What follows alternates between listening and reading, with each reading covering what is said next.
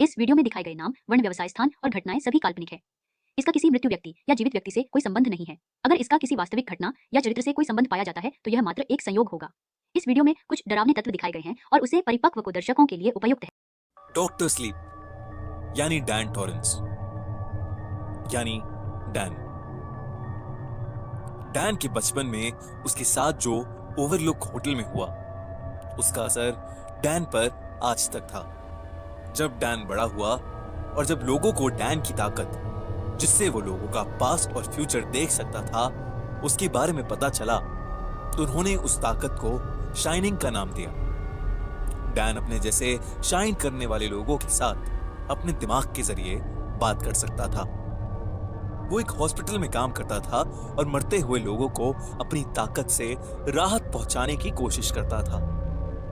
वो अपनी शाइन करने की इस ताकत से परेशान हो गया था क्योंकि वो हमेशा लोगों की तकलीफ भरा पास्ट और उनका तकलीफ भरा फ्यूचर ही देखता रहता था।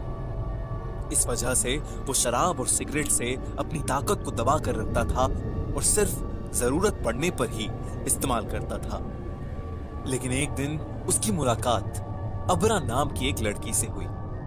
अबरा के पास भी शाइनिंग करने की ताकत थी और वो इसे जादू मानती थी।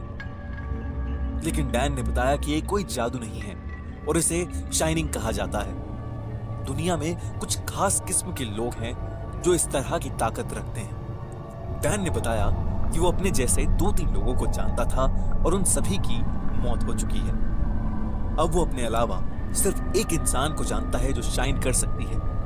डैन जितने भी शाइन करने वाले लोगों को जानता था उनका मर्डर किया गया था। एक ट्रू नॉट क्लब नाम का ग्रुप था जिसमें कुछ शाइनर्स दूसरे शाइन करने वाले लोगों को तड़पा तड़पा कर मार दिया करते थे। जब एक शाइन करने वाले आदमी को तड़पा कर मारा जाता था तो उसके अंदर से एक भाप यानी स्टीम निकलती थी जिसे खाकर दूसरे शाइनर्स और ताकतवर हो जाते थे। डैन और अबरा कुछ ही समय में अच्छे दोस्त बन गए थे। लेकिन जब डैन को ट्रू नॉट क्लब के बारे में पता लगा तब वो जान गया था कि ये लोग जल्द ही उन दोनों के पीछे आने वाले हैं। डैन ने दूसरे शाइन करने वाले लोगों तक पहुंचकर उनसे ट्रू नॉट क्लब के बारे में और पता लगाने की कोशिश की। जब उसे उनके बारे में पता चला तब वो समझ गया कि इन्हें हराना इतना आसान नहीं होगा। उसने अबरा की ताकत की मदद से उस ट्रू नॉट क्लब के लोगों को एक एक करके मारने का प्लान बनाया। डैन ने अपने साथ अपने जैसे दूसरे शाइन करने वाले लोगों को भी इकट्ठा कर लिया था। डैन को पता था कि ट्रू नॉट क्लब के मेंबर्स पहले से ही बहुत से शाइनर्स को मार चुके हैं और उनकी स्टीम खाकर बहुत ताकतवर हो गए थे। डैन ने उन्हें एक एक कर ढूंढा और उन्हें अलग अलग तरीके से मारने लगा। उनके मरने की वजह से उनकी बॉडी में से भी स्टीम निकल रही थी और उस स्टीम की वजह से डैन और अबरा दोनों बहुत ताकतवर होते जा रहे थे।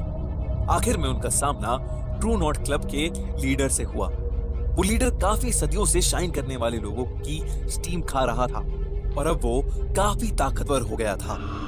डैन ने उससे लड़ने की बहुत कोशिश की लेकिन वो उससे जीत नहीं पाया। जख्मी हालत में वहां से भाग गए। वहां से निकलने के बाद डैन बहुत ज्यादा कमजोर हो चुका था जिससे धीरे धीरे उसकी मौत हो गई। डैन के मरने के बाद अबरा बहुत ज्यादा गुस्से में आ गई। उसने डैन से निकली हुई स्टीम अपने अंदर उतार ली और वो सीधा ट्रू नॉट क्लब के लीडर से लड़ने चली गई।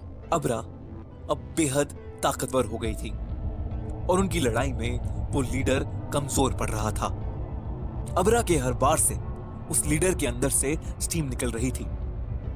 देखते देखते सारी स्टीम जो उसके अंदर से निकल रही थी वो लोगों की आत्माओं में बदल गई जिसे उस लीडर ने मारा था। वो सारी आत्माएं बहुत ही ज्यादा गुस्से में थीं और धीरे धीरे उन्होंने उस लीडर को पूरी तरह से खत्म कर दिया।